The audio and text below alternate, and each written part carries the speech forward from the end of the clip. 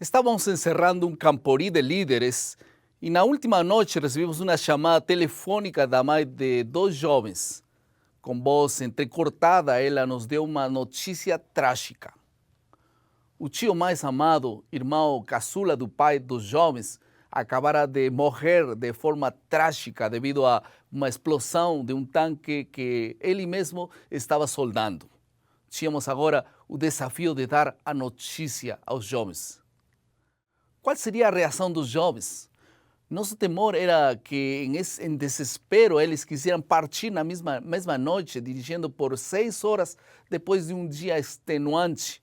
Oramos e depois do último evento da noite, em um local reservado, cumprimos o triste dever de lhes dar a notícia. A reação dos jovens foi comovente.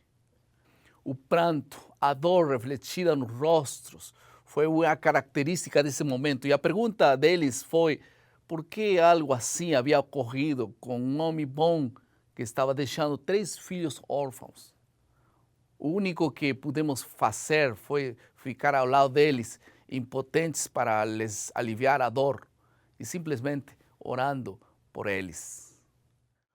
O foco da lição desta semana é reconhecer a importância de acompanhar com sabedoria o sofrimento das pessoas que nos rodeiam.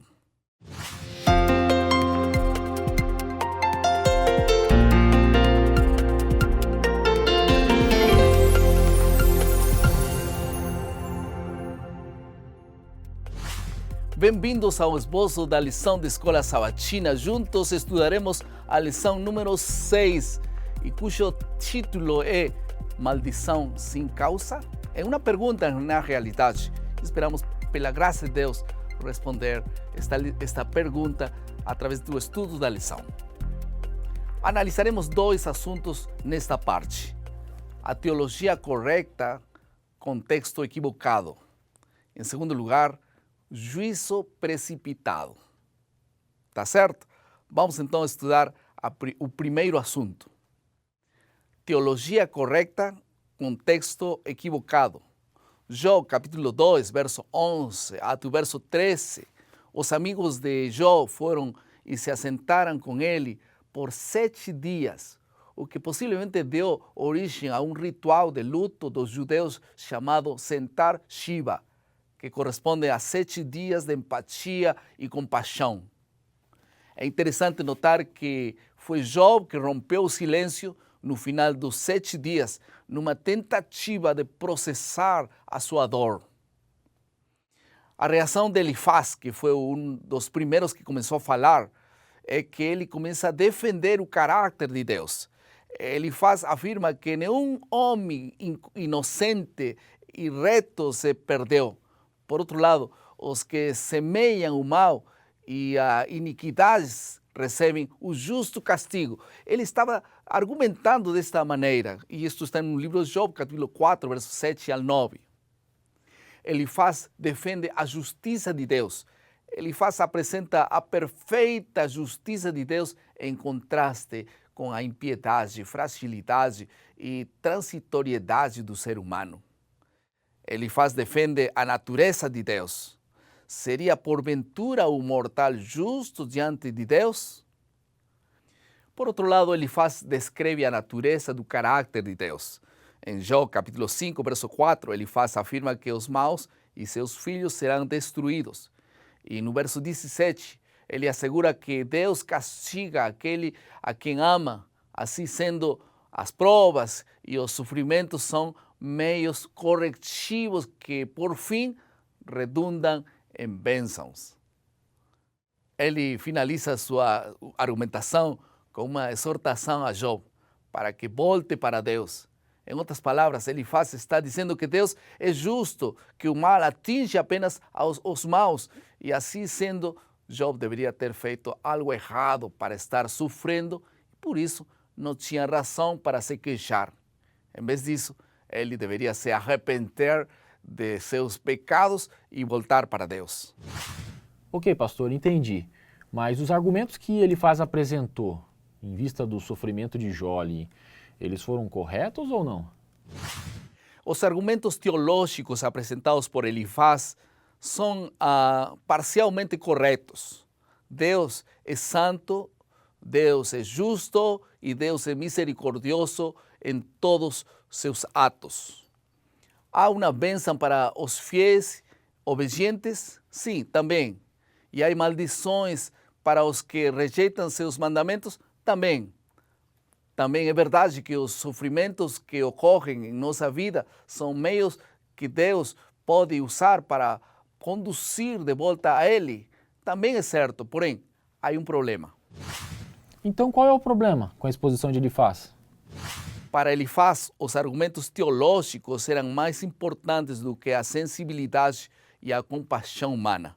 Embora sua teologia fosse correta, o contexto não era adequado, pois as verdades que estava apresentando não se aplicavam à situação pela qual Job estava passando. Um segundo assunto que estudamos nessa semana é o juízo precipitado. Mateus capítulo 7, verso 1 e 2 diz que não devemos julgar as pessoas, pois desconhecemos as verdadeiras intenções do coração de cada um deles. Além disso, com a mesma medida que julgamos, também nós seremos julgados. 1 Coríntios capítulo 4, verso 5 afirma que as intenções do coração serão reveladas somente quando Deus trouxer à luz aquilo que está oculto. O problema de Elifaz foi ter deixado a misericórdia e a compaixão em segundo plano para se concentrar na busca do motivo para o sofrimento. Em seu afã de dar uma explicação teológica para os acontecimentos, julgou Job de forma equivocada e foi insensível com um amigo abatido. Por outro lado, Elifaz falou de sua perspectiva sem ter empatia pela situação vivida por Job. Ele ressaltou a teologia da retribuição, falou a respeito da relação direta entre o pecado e o castigo, mas nada disso através dos lentes do amor e da compaixão. Embora exista relação bíblica entre o sofrimento e a desobediência, na maioria dos casos, a situação é mais complexa do que nossos olhos podem ver ou podem entender. Nesses casos, nosso dever cristão é de demonstrar simpatia, apoio e amor incondicional pelas pessoas que sofrem. Enquanto vivermos neste mundo caído, sempre enfrentaremos situações difíceis e até inexplicáveis. Deus é justo e tudo o que Ele permite tem uma razão de ser.